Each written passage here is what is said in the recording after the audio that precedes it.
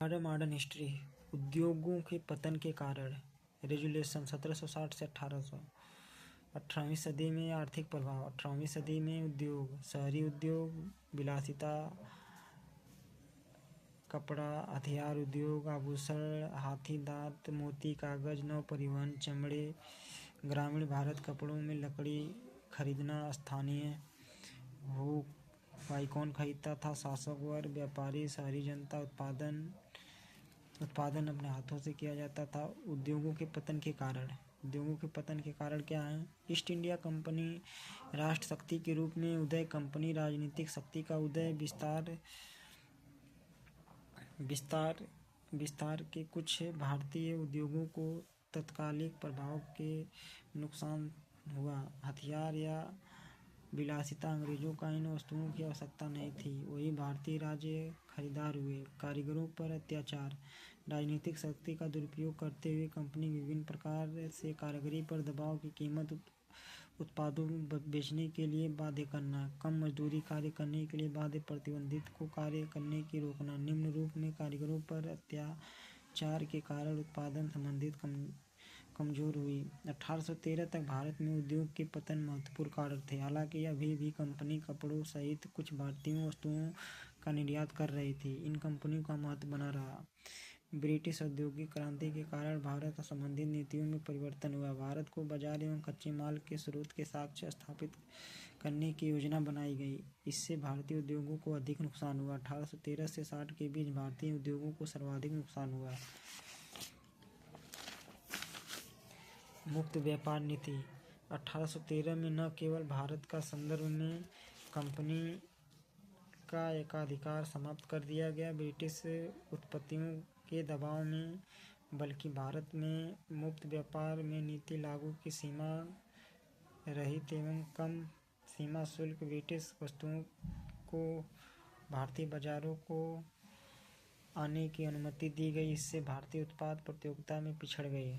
एक तरफा मुक्त व्यापार। एक तरफ सीमा शुल्क हटाकर भारतीय बाजारों में भारतीय वस्तुओं को स्थापित किया गया, वहीं दूसरी तरफ ब्रिटेन भारतीय वस्तुओं पर सीमा शुल्क बढ़ाकर ब्रिटिश बाजारों से भी भारतीय वस्तुओं को भी वंचित रखा।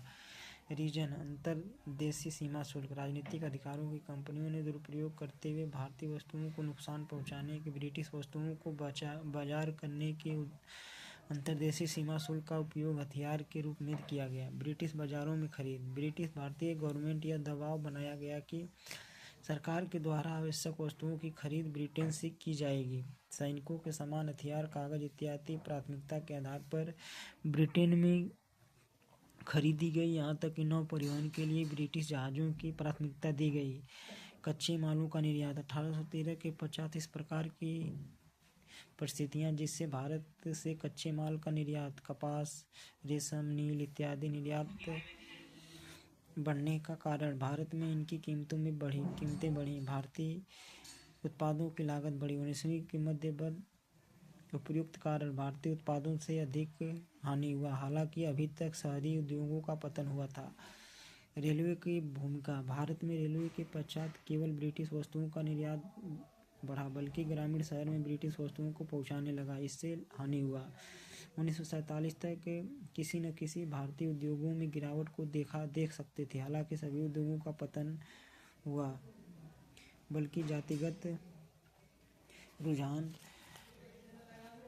महाजनों का दबाव था तथा सभी स्थानों पर ब्रिटिश वस्तुओं की पहुंच संभव नहीं था। कुछ ऐसे लोग जिनका भारतीय उत्पादों से जुड़ाव था। उद्योगों के पतन, भारतीय अर्थव्यवस्था पर प्रभाव। 19वीं सदी के पूर्वार्ध में एक तरफ तेजी से पतन हुआ, वहीं ब्रिटेन की तरफ आधुनिक उद्योगों का विकास, अर्थात जो औद्योगिक ढांचा था कमजोर, वैकल्पिक ढांचा निर्मित नहीं हो पा रहा था। विनिर्माण के क्षेत्र में हम पिछड़ गए और आज भी औद्योगिक पिछड़ेपन का एक महत्वपूर्ण कारण था। कई शहरों की पहचान औद्योगिक उत्पादों को लेकर भी कई शहरों में अलग अलग औद्योगिक क्षेत्र से उद्योगों के पतन के कारण औद्योगिक शहरों के उन क्षेत्रों का पतन हुआ। सूरत, ढाका, मुर्शिदाबाद इत्यादि। वैकल्पिक रोजगार के साधन उपलब्ध नहीं थे, इससे बेरोजगारों की संख्या बढ़ी। इस जनसंख्या का दबाव कृषि पर बढ़ा। खेती उपयोग का विभाजन हुआ, उत्पादन कम हुआ, कृषि पर जनसंख्या का बढ़ा, सस्ता श्रम होने के कारण भूमि मालिकों की तकनीकों की उपेक्षा की, आधुनिकीकरण की महत्व दी। ग्रामीण उद्योगों के पतन से उन भूमिहीन श्रमिकों को आर्थिक रूप से नुकसान हुआ जो थोड़े समय के लिए कपड़ा एवं अन्य उद्योगों के लिए चालू किए थे। उद्योगों के पतन के कारण व्यापार की प्रकृति भी प्रभावित हुई। भारत तैयार मालों के निर्यातक रूप में जाना जाता था। अब कच्चे माल अधिक भारत को बाजार एवं कच्चे माल के स्रोत के रूप में स्थापित परिवहन उन्नत साधनों की आवश्यकताओं हुई। धीरे धीरे इसका विकास हुआ। भारत में राष्ट्रीय बाजार का उत्पादन हुआ।